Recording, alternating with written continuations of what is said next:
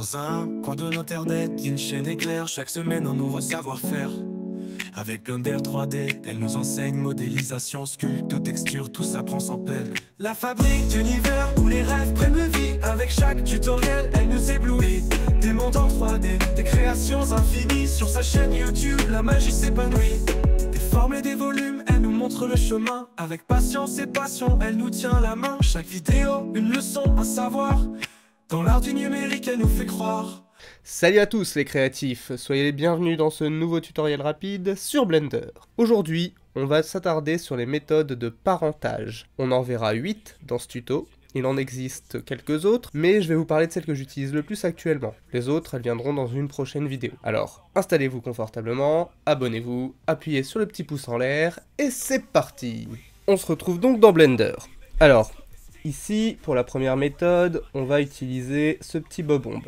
Pour l'instant, j'ai un bob-omb qui est en plusieurs pièces. Si je l'ouvre ici, on peut voir qu'on a un mesh pour la mèche, un deuxième ici, une sphère, qu'on a les yeux, qu'on a la clé qui est en deux parties, et qu'on a également ici les pieds.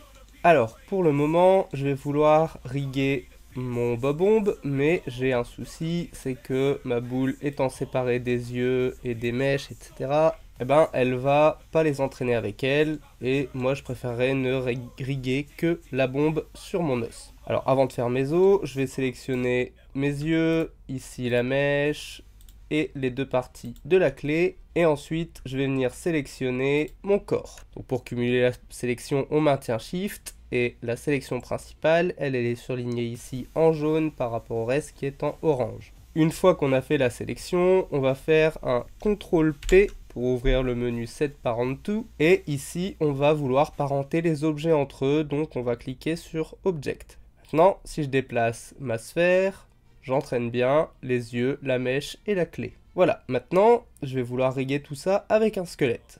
Donc on va avoir besoin de créer une armature. Je vais faire Shift A pour ouvrir le menu de création, je vais aller chercher une armature et je vais aller chercher un os. Ici, si je le remonte, il passe à travers le corps, on le voit plus, donc je vais ici dans le Viewport Display du menu d'armature, cliquer sur In Front. Comme ça, on voit l'os à travers le mesh. Maintenant, je vais passer en mode Edit, je vais sélectionner mon os, et je vais le remonter dans le corps. Ce sera l'os qui permettra de contrôler la tête. Maintenant, je vais sélectionner la boule qui se trouve en bas, et l'idée, ça va être d'avoir des os en symétrique pour venir chercher les jambes. Pour ça, on va venir actionner ici en haut la petite symétrie en X, et habituellement pour faire une extrusion, c'est E, mais nous, on va faire Shift E, ce qui va permettre d'activer la symétrie, et on va le faire sur X, ici. Et maintenant, je vais simplement refaire un E, vers Z, et on va descendre dans les jambes.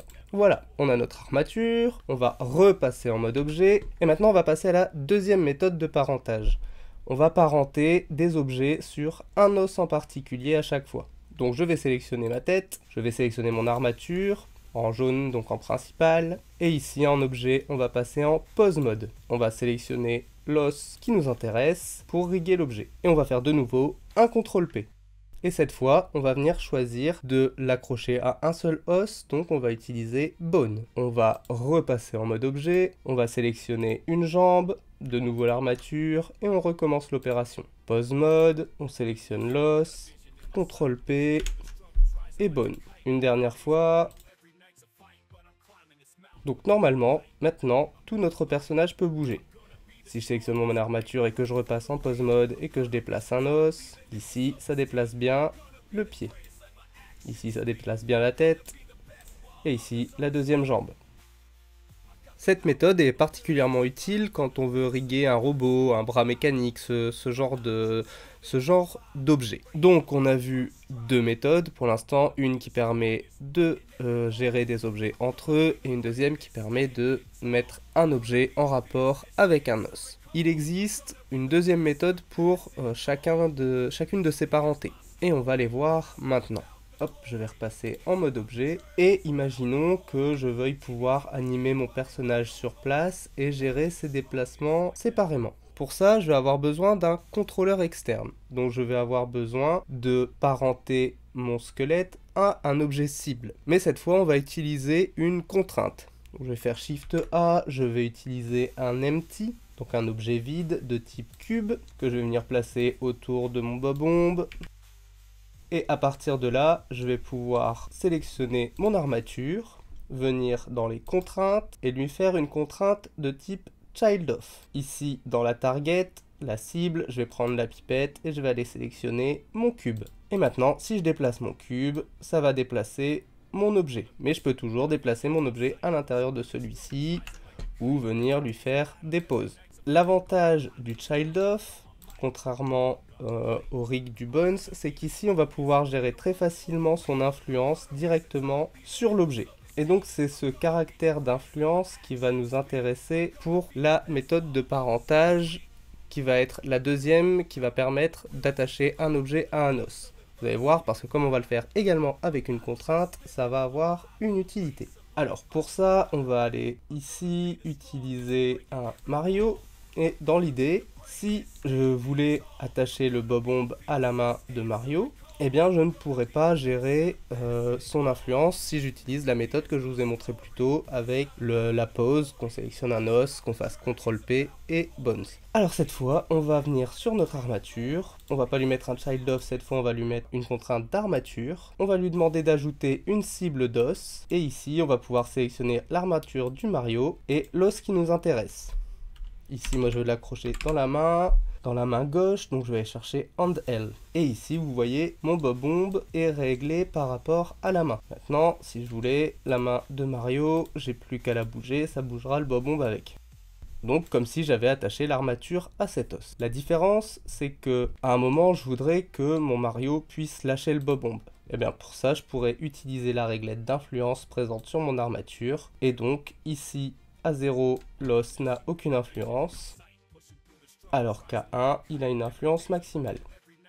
Et donc ce sera plus simple à un personnage de faire lâcher l'objet dans cette condition. Alors on a vu deux méthodes pour attacher des objets entre eux, deux méthodes pour attacher un objet à un os. Maintenant on va voir une méthode pour déformer un mesh avec une armature complète, avec donc un squelette. Alors ici j'ai un petit serpent pour lequel j'ai fait pousser une armature de la même manière que tout à l'heure pour le bob-omb, et mon idée c'est que mon serpent soit déformé donc par le mesh. Et donc pour cela je vais sélectionner mon mesh, je vais sélectionner mon armature en principal, je vais faire un CTRL-P.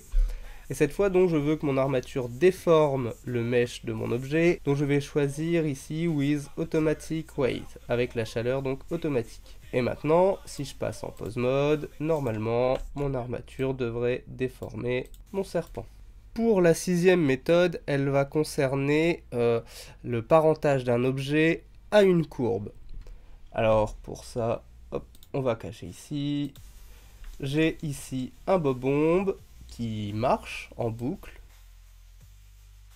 et l'idée c'est qu'il fasse le circuit de la courbe. Pour ça je vais sélectionner son armature, je vais venir dans les contraintes et je vais lui mettre une contrainte follow pass. Sur cette contrainte follow pass on a une cible, et cette cible on va bien sûr lui demander la courbe.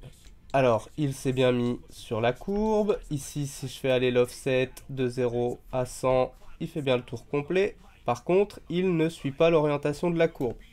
Pour ça, on va venir ici sélectionner la case Follow Curve. Et maintenant, normalement, il devrait suivre la courbe en regardant toujours dans la direction du point suivant. On n'a plus qu'à créer des clés ici dessus. Donc on va dire qu'il est à 0 ici et qu'il met 5 secondes pour faire le tour. Et ça fonctionne nickel. Imaginons maintenant qu'on ait besoin d'avoir des objets qui réagissent entre eux, c'est-à-dire qu'ils se transmettent de l'information. On va prendre un exemple simple, on va se mettre en vue rendue, on va mettre deux lumières dans notre scène.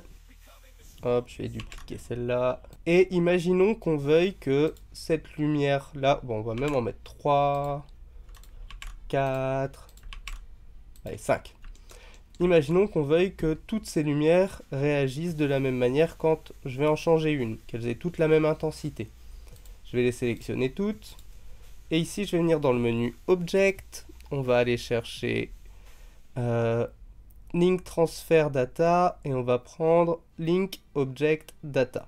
Et maintenant, si je change la puissance de cette lumière, je la place à 1500, elles devraient toutes être placées à 1500. Et si je change la couleur de celle-ci, on changera la couleur de toutes. Et voilà, c'était donc la 7e méthode pour relier des objets entre eux. On va voir la 8e et dernière. Pour ça, on va utiliser la caméra. Imaginons que je veuille que ma caméra suive mon bob-omb. Je vais la placer au centre, on va la mettre à 0 partout. Et les angles, on s'en fiche, parce qu'on va venir lui mettre une contrainte qui va s'appeler Track To. Et avec la pipette, on va venir sélectionner notre armature. Et si je passe dans l'onglet animation ici, comme vous pouvez le voir ici, la caméra va tourner en suivant le bob-omb du regard. Et voilà, c'était donc 8 méthodes qui vous permettront d'apparenter des objets dans Blender. Ce sont notamment celles que j'utilise beaucoup et qui vous permettront potentiellement d'améliorer vos résultats pour celles que vous ne connaissiez pas. J'espère que cette vidéo vous aura été utile. Si c'est le cas, n'oubliez pas de la liker, de la partager et de vous abonner. C'est super important pour la chaîne. Pourquoi pas lâcher un petit commentaire au passage. Et sur ce, moi je vous dis à la semaine prochaine pour un nouveau tuto sur la fabrique d'univers. La fabrique d'univers où les rêves prennent vie. Avec chaque tutoriel, elle nous éblouit. Des mondes en 3D, des créations infinies. Sur sa chaîne YouTube, la magie s'épanouit.